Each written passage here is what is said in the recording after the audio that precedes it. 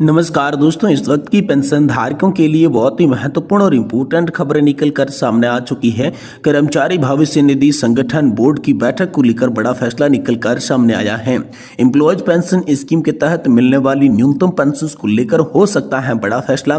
इसे 1,000 रुपये से बढ़ाकर 9,000 रुपये करने की हो रही है मांग। जी दोस्तों, आप सभी के लिए ईपीएफओ की बोर्ड बैठक में बड़ा फैसला हो सकता है न्यूनतम पेंशन बढ़ोतरी को लेकर, जिसमें बताया यह जा रहा है कि 1,000 रुपये की जो न्यूनतम पेंशन है वो बढ़कर दोस्तों आप सभी के लिए 9,000 रुपए तक की हो सकती है। इसको लेकर आप सभी के लिए बड़ी खबर निकल कर आई, तो इसके बारे में भी दोस्तों आज की इस वीडियो के अंदर बात करेंगे। साथ ही दोस्तों बात करेंगे ईपीएस 95 पेंशन को लेकर सरकार की टेंशन सामने आ चुकी है।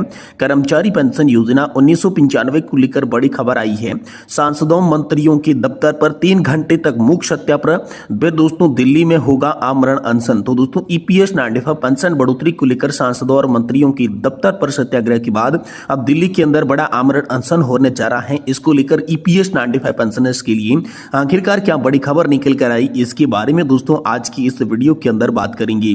वहीं दोस्तों 7वें वेतन आयोग के तहत इन केंद्रीय कर्मचारियों को नहीं मिलेगी पेंशन और ग्रेजुएटी नियमों में किया गया है बड़ा अपडेट। तो आखिरकार ऐसे कौन से केंद्रीय कर्मचारी हैं जिनको पेंशन और ग्रेजुएटी से वंचित रहना पड़ सकता है, तो इसके बारे में भी आज की इस वीडियो के अंदर बात कर सकती हैं।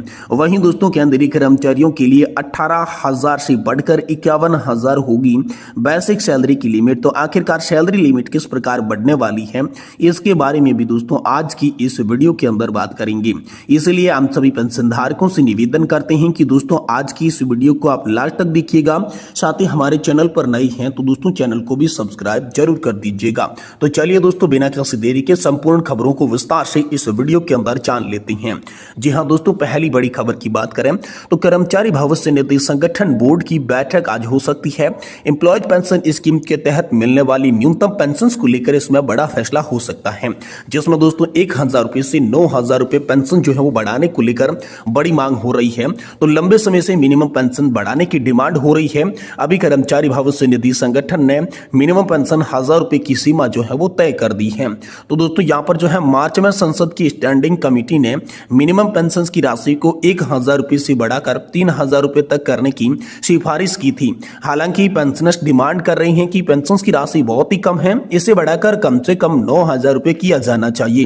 कर्मचारी भविष्य निधि संगठन बोर्ड मेंबर और भारतीय मजदूर संघ की डिमांड है कि कर्मचारियों की रिटायरमेंट से ठीक पहले की आखिरी सैलरी के अनुसार उनकी पेंशन तय की नहीं जानी चाहिए। अभी अंतिम 5 साल के वेतन का औसत देखा गया है। हालांकि श्रम मंत्रालय ऐसा करने में अपनी जो असमर्थता है वो दोस्तों दर्शा चुका है, लेकिन अब डिमांड आप सभी के लिए 1,000 पेंशन बढ़ोतरी को लेकर 9,000 रुपए तक करने की बात चल रही है, जो कि कर्मचारी भविष्य निधि संगठन की बोर्ड बैठक होने जा रही है। इसके अंदर आप सभी के लिए बड़ा फैसला निकलकर सामने आ सकता है। वहीं दोस्तों कर्मचारी पेंशन योजना 1995 को लेकर एक और बड़ी खबर निकल कर आ रही है। सांसदों मंत्रियों के दफ्तर पर 3 घंटे मूक सत्याग्रह, फिर दोस्तों दिल्ली में आयोजन होगा आमरण अनशन का। जी हाँ दोस्तों, इसके लिए आप सभी का शेड्यूल जारी कर दिया जा चुका है। नेशनल एजुटेशन कमेटी ने ईपीएस पेंशनर्स को लेकर आंदोलन की तैयारी की है। सरकार पर दबाव बनाने के लिए बड़ी रणनीति सामने आई है। सीबीटी मीटिंग से सदस्यों से मुलाकात करेंगे। नेशनल एजुटेशन कमेटी के यहाँ पर जो है पदाधिकारी उनकी बड़ी मांगों को लेकर अब सभी के लिए इंपोर्टेंट खबर सामने आई है। ईपीएस 95 न्यूनतम पेंशन और हायर पेंशन को लेकर देश भर में एक बार फिर से आंदोलन की रूपरेखा तय हो गई है। मोदी सरकार पर दबाव बनाने के लिए पेंशन भोगी एक साथ आंदोलन करने जा रही हैं। दोस्तों 23 तारीख को होने वाली सीबीटी मीटिंग से पहले यहाँ पर जो है पेंशनर्स मुलाकात करेंगे, फिर सांसदों और मंत्रियों के दरबार में हाजिरी लगाई जाएगी। जी हाँ दोस्तों, नेशनल एजुटेशन कमेटी के राष्ट्रीय अध्यक्ष कमांडर अशोक जी रावत की ओर से आगामी रणनीति तय कर दी जा चुकी है। ईपीएस 95 पेंशनर्स बचाओ अभियान के तहत न्याय हेतु संघर्ष कार्यक्रम में दोस्तों एनएससी का अगला राष्ट्रव्यापी आंदोलन कार्यक्रम घोषित कर दिया गया है। यहाँ पर जो है आप सभी के लिए दोस्तों इसी तारीख को लेकर जूम मीटिंग आयोजन की गई है, जो जूम मीटिंग हो चुकी है। विचार विमर्श के अनुसार नेशनल एजुटेशन कमेटी की राष्ट्रीय अध्यक्ष कमांडर अशोक रावत द्वारा आंदोलन का कार्यक्रम भी घोषित कर दिया जा चुका है, जिसमें दोस्तों आप सभी के लिए आज जो है एनएससी की दिल्ली, वेस्ट बंगाल, तेलंगाना और गुजरात टीम द्वारा सीबीटी की मीटिंग को ध्यान में रखते हुए सभी सीबीटी मेंबर्स को यहाँ पर ईपीएस 95 पेंशनर्स की भावनाओं को व्यक्त करने का ज्ञापन सौंपने का कार्यक्रम भी रखा गया है। इसके अलावा संसद सत्र को ध्यान में रखते हुए होंगे। दोस्तों आप सभी के लिए 1 दिसंबर को सभी मंत्री व सांसद की स्थानीय कार्यालयों पर नेशनल एजुकेशन कमेटी जिला टीमों द्वारा 3 घंटे की मूक सत्याग्रह यानी कि बैठक करते हुए ज्ञापन सौंपने का कार्यक्रम भी सामने आ रहा है। वही 9 दिसंबर को दिल्ली में एनएससी की CWC यानी कि केंद्रीय कार्यकारिणी की बैठक का आयोजन किया गया है। 10/12/2024 से 11/12/2024 तक दिल्ली के रामलीला मैदान में धरना प्रदर्शन, संसद पर मार्च के साथ ही आमरण अनशन होने वाला है। नेशनल एजुकेशन कमेटी ने निवेदन किया है कि उपरोक्त कार्यक्रम में अपना सहयोग दें, सहभागी बने, कार्यक्रम को सफल बनाकर वृद्ध EPS 95 पेंशनर्स की 4 सूत्रीय मांगे जो कि आप सभी पुण्य और पुरुषार्थ में अंतिम चरण में हैं, उन्हें मंजूर करवाने के लिए यहाँ पर संघर्ष के साथ जुड़े और प्रयास करें कि EPS पेंशनर्स को यहाँ पर जो है जल्द से जल्द इन मांगों को लेकर लाभ मिल सके। ये दोस्तों निवेदन सभी देश के केंद्रीय कर्मचारी, राज्य कर्मचारी, पेंशन धारकों के साथ साथ उनके परिवारों और रिश्तेदारों से नेशनल एजुकेशन कमेटी के मुख्य कमांडर अशोक तिरावत ने हाल फिलहाल में कर दिया है। वहीं दोस्तों 7वें वेतन आयोग के तहत आप सभी के लिए बड़ी खबर निकल कर सामने आ चुकी है। इन केंद्रीय कर्मचारियों को नहीं मिलेगी पेंशन और ग्रेजुएटी, नियमों को लेकर किया गया है बड़ा अपडेट। तो आखिरकार कैसे नियमों में बदलाव हुआ है, कौन से कर्मचारी जो है वो पेंशन और ग्रेजुएटी से वंचित रह सकते हैं, इसको लेकर बड़ी खबर आई है।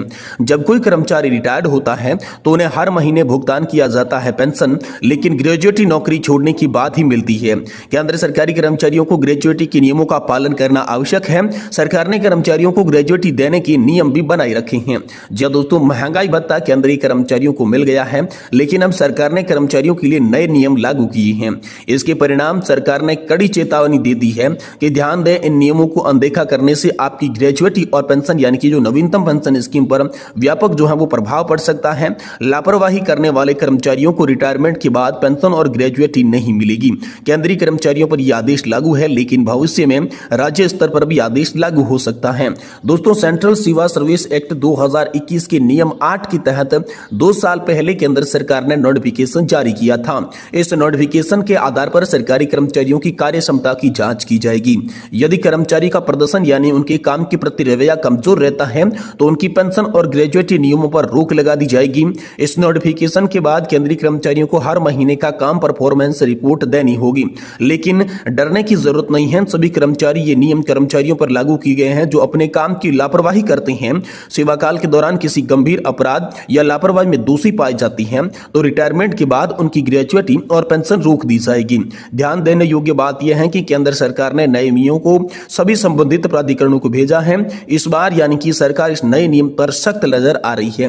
रिटायर कर्मचारी की अपॉइंटिंग अथॉरिटी के सदस्यों को ग्रेजुएटी या पेंशन रोकने का अधिकार प्रेसिडेंट को है, और वहीं दोस्तों सचिव जो मंत्रालय या फिर विभाग से जुड़े होते हैं जिसके तहत रिटायर्ड होने वाले कर्मचारियों की नियुक्ति की गई है, उन्हें पेंशन और ग्रेजुएटी रोकने का अधिकार दिया गया है। वहीं दोस्तों CGA को ऑडिट और अकाउंट विभाग से रिटायर्ड कर्मचारियों को पेंशन और ग्रेजुएटी रोकने का भी अधिकार दोस्तों आप सभी के लिए दिया गया है। तो जानिए कैसे यह काम करेगा। तो नियम के अनुसार अगर कर्मचारी के खिलाफ नौकरी के दौरान कोई विभागीय या न्यायिक कार्रवाई होती है तो इसकी जानकारी भी संबंधित अधिकारी को दी जानी चाहिए। यह नियम रिटायर होने के बाद फिर से नियुक्त किए गए कर्मचारियों पर भी लागू होगा। अगर कोई कर्मचारी रिटायरमेंट के बाद पेंशन और ग्रेजुएटी का भुगतान ले चुका है तो उसे पूरी या फिर आंशिक पेंशन या ग्रेजुएटी की वसूली की जा सकती है। विभाग को हुए नुकसान के आधार पर इसका आकलन किया जाएगा।